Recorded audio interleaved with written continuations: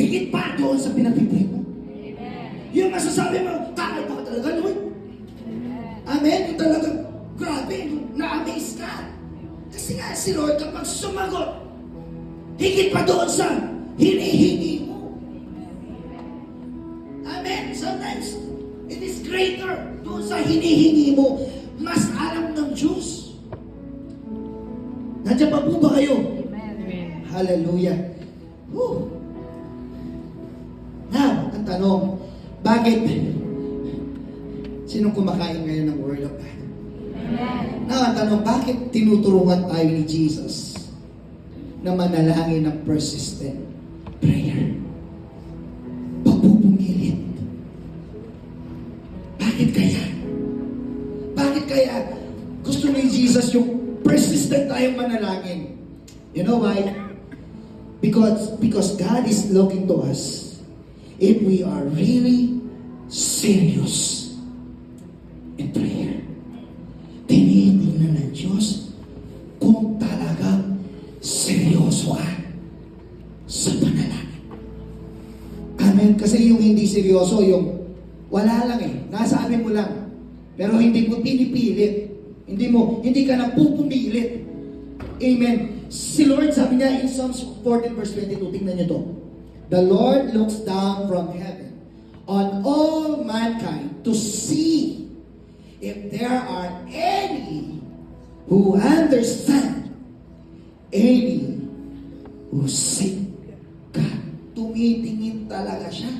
Kung may mga tao dito sa lupa na talagang nakakaintindi ng panalangin, yung panalangin na seryoso. Amen?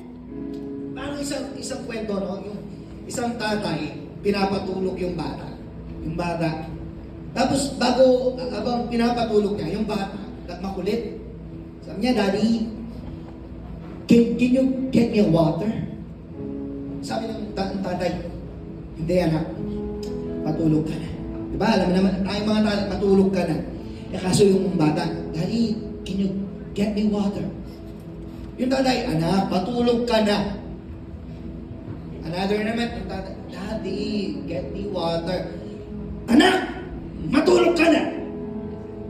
Kapag nagpumilit ka pa, papaluin kita. Ano sabi ng bata? Daddy, after mo akong pinalo, pwede mo akong pagkuha ng tubig.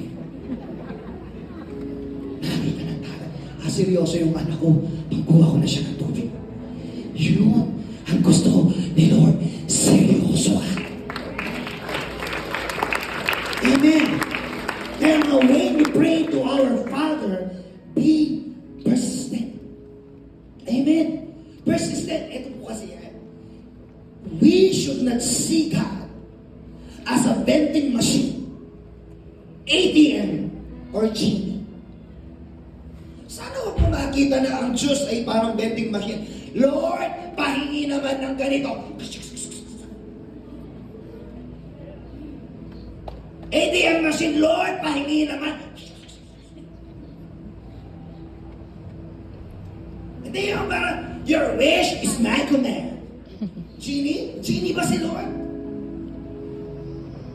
Tinitingnan na Lord kung meron dito na seryoso talaga doon sa kanyang hinihingi.